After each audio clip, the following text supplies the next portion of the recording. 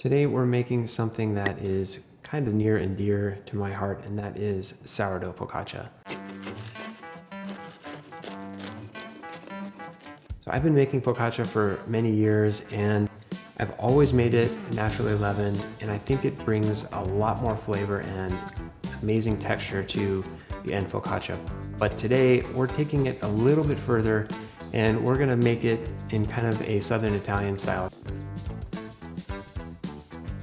So I call this a Focaccia Pugliese, and that's the southern region where my family comes from in Italy. It has a large percentage of potato that's added to the dough. Typically you'll find this with tomatoes mashed and kind of spread on the top.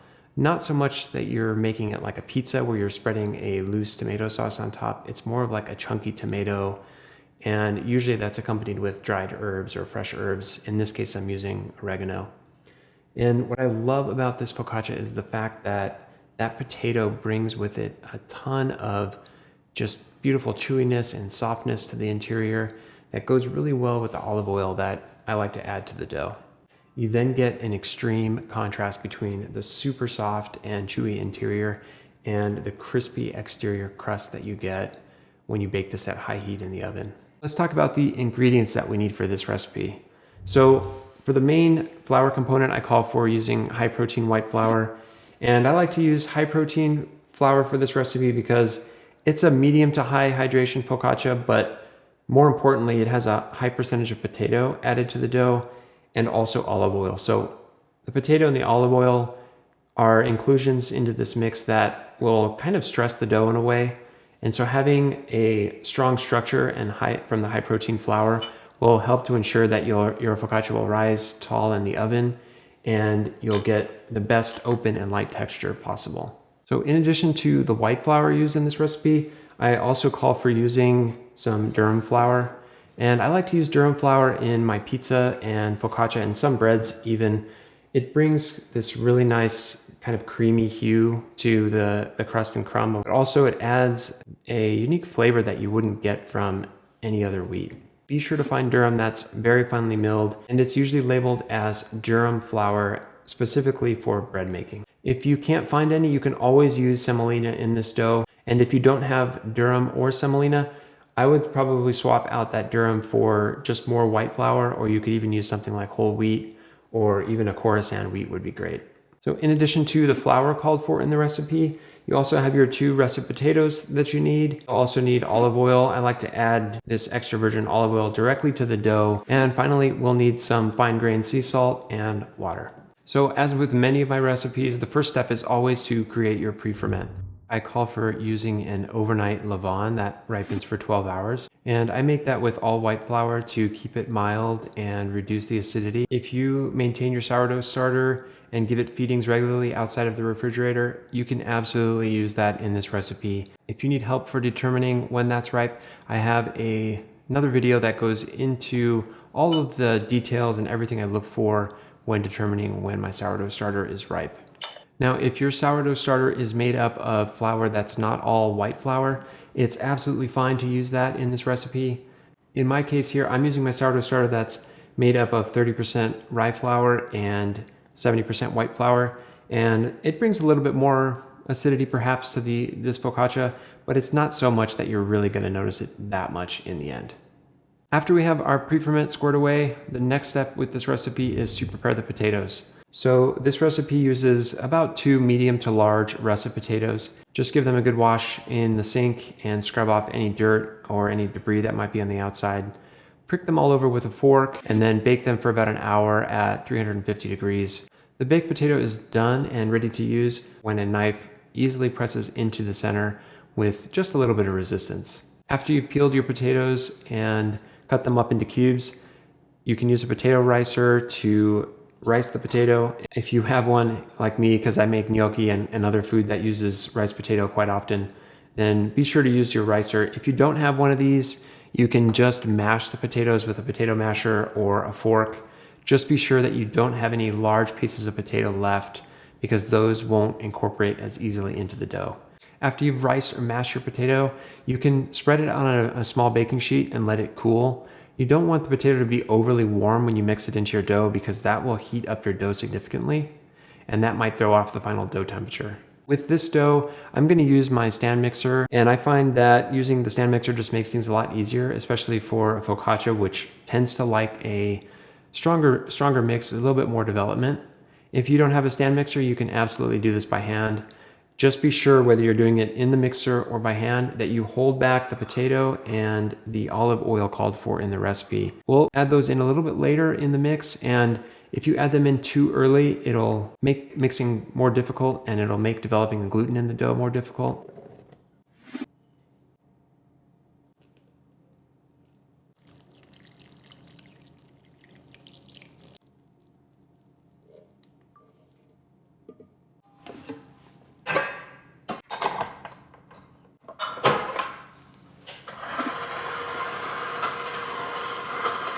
All right, so we've mixed for 2 to 3 minutes on stir, which is low speed on my KitchenAid, and the dough has come together and is incorporated, and then I mixed for another 4 to 5 minutes to start to develop the gluten. After that, I gave it a 10-minute rest, and as you can see, the dough is smooth and elastic, but it's not fully developed by any means. We can start to work in our riced and cooled potato and olive oil.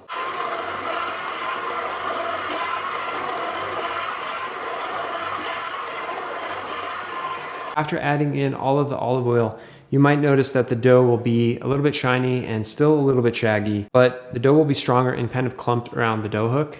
And it's a good sign that the dough is ready for the potato to be added in. You can choose to add in the potato a little bit at a time if you'd like, but I find it's just as effective, and there's really no downside to just kind of adding it all in at the get-go. We're going to be mixing it on slow speed anyways, and the dough will not break apart too much since the potato is so soft and it gets incorporated so easily into the dough. Okay, now the potato is thoroughly incorporated into the dough. Let's get it out of the mixer. So you can see here how the dough looks. It's kind of clumpy. You can see little bits of potato here and there, but they're pretty small. And the dough looks really shaggy and kind of unruly. But through bulk fermentation and some stretches and folds, this dough will smooth out, gain a lot more strength, and eventually potato will pretty much completely disappear. All right, now we're going to transfer the mixed dough out of our mixing bowl into our bulk fermentation container. And you can use a round bowl like I have here, or you can use a square container, whatever container you typically use for making your bread.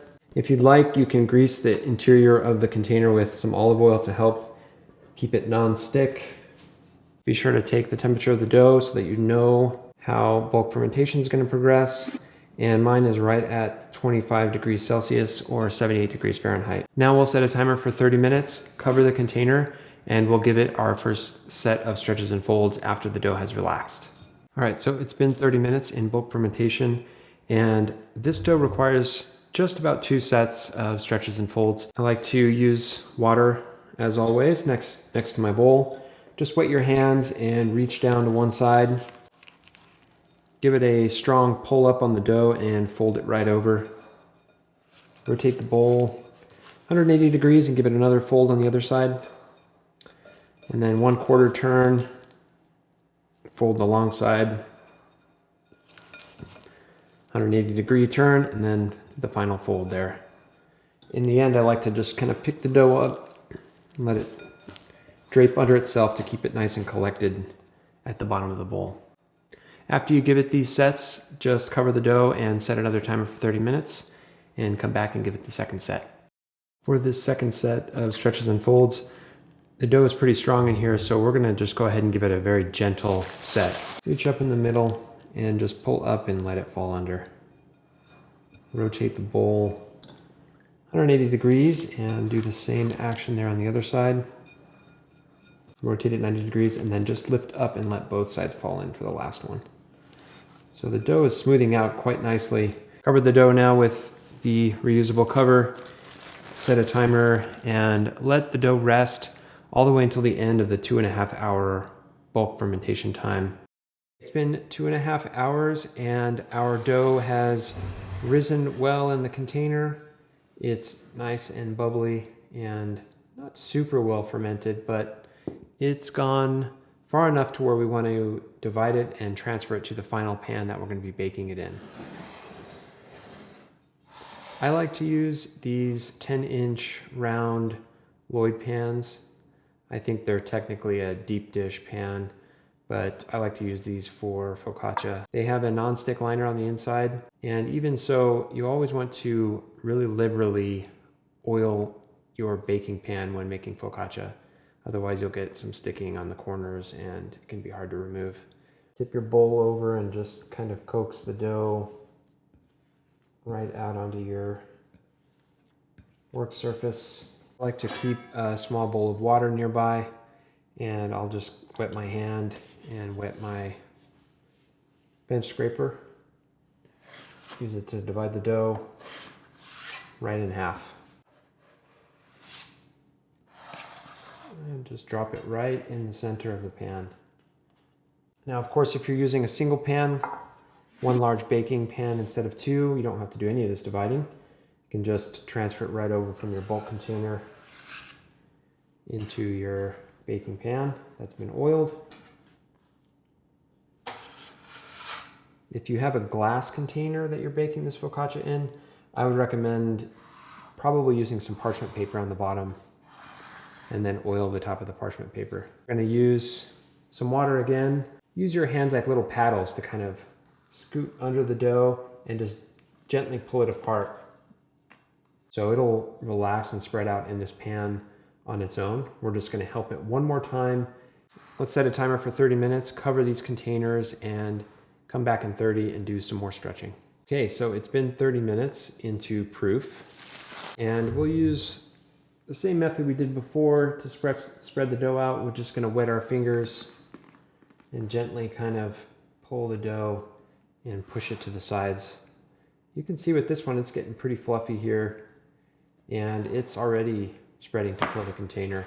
Repeat that for the second one and cover both containers and let them rest for the remaining time in their proof. So while your dough is proofing, you can start to prepare some of your toppings that you're going to use for your focaccia. And you can always go with the classic toppings. You can't go wrong with olive oil, chopped rosemary or thyme, and just, of course, sea salt. Those always taste great. With this Focaccia Pugliese, I like to think that the way that I used to have it back in Italy when I was a kid is kind of the hallmark for this type of focaccia. And I like to use whole peeled tomatoes that are crushed and mixed with dried oregano, some salt, and olive oil. The crushed whole peeled tomatoes brings a level of acidity that's really, really nice with this focaccia. And further than that, it also brings some sweetness to it. To make this topping, just take out 2 whole peeled tomatoes from your can and leave all the liquid in the can, but squeeze the tomatoes with your hands and then mix it with the olive oil, dried oregano, and salt. Set that aside and wait until your dough is proofed and just before baking, and then we'll dimple the dough and spread the tomato mixture right on top. Okay, it's been 2.5 hours into the proof, and the dough has expanded out to fill the containers. It's risen considerably in there, and there's lots of bubbles and signs of really strong fermentation. There's lots of signs of the dough strength there on the edge, and there's plenty of bubbles all over to let us know that the dough is ready for baking. It's pretty jiggly in the pan, and these are kind of all the signs that you want to see with your focaccia dough to let you know when it's ready for baking. It's been a bit warmer here than usual. Well, now we're heading into summer, so it's going to be pretty much warm every day from here on out. So, and always be ready to adjust the timeline for the proof based on the temperature in your kitchen. So if it's cooler, the dough might take a little bit longer to rise, and if it's warmer, then it might rise a little quicker. The first step is we're going to uncover the dough and use wet hands to dimple into it. So we're going to press down pretty far into the dough and make really deep divots into the dough. And what that does is it helps to kind of disperse any large gas pockets that might have formed in the dough. But I also find that these dimples kind of gives a place for oil to kind of pool and settle, And that brings kind of a softness to that area, but it also adds a little bit of flavor, kind of like a pop of olive oil flavor that you get when you're eating through the focaccia. You really don't want to be gentle here. You kind of want to go all the way in and all the way down. More like playing the piano rather than smashing something down with your palm. So wet your fingers and start pressing.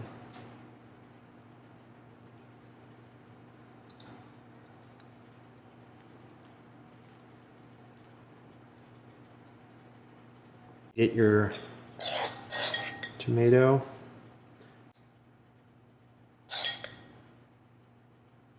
The recipe I gave for using 2 tomatoes with olive oil, salt, and oregano is really just for one focaccia. If you want to do both, then you'll need to double that. You can take a pastry brush and just kind of spread it around. At this point, that looks great. So now we'll top the other one.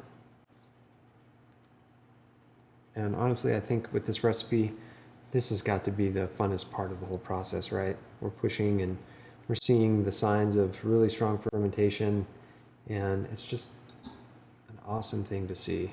Take your olive oil, give it a good drizzle. Again, we don't really want to be shy here with the olive oil. This is what makes the crust really crisp up and also taste amazing. Once you have that, sprinkle on your rosemary, your chunky sea salt. Now we'll put them into the oven for about 30 minutes and we'll bake it at 425 degrees Fahrenheit. And about halfway through that time, I like to just rotate the pans and flip them back to front just to ensure even baking.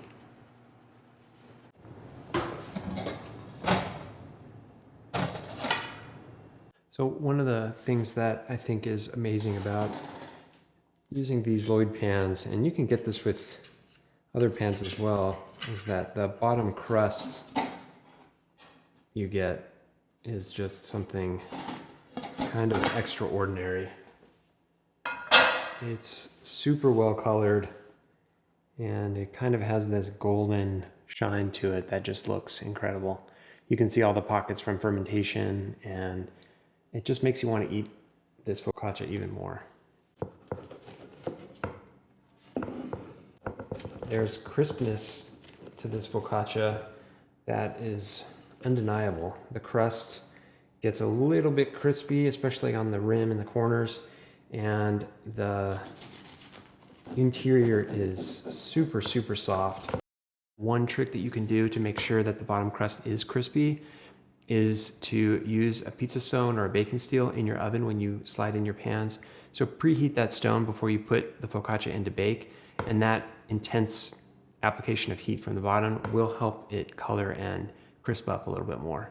In terms of the flavor you get in this focaccia, it has all of the wonderful natural fermentation flavors that you'd expect from a long fermentation time. But because we use mostly white flour, it doesn't have a very upfront sourness, which I think is great. It's just enough to complement the tomato and any other toppings you might have on top. Eating this seriously transports me back to Italy every time. There's just so much flavor. The texture is amazing thanks to the potato added. I think I could eat this focaccia every single day from here on out and be totally happy. I hope you love this sourdough Focaccia Pugliese as much as I do. The potato brings such an amazing flavor and texture to this. Once you try it, it's kind of hard to go back to just a plain focaccia. This one is like taking it to the next level. If you want to see my latest sourdough video, I'll leave a link to it up here in the corner. Until next time, happy baking.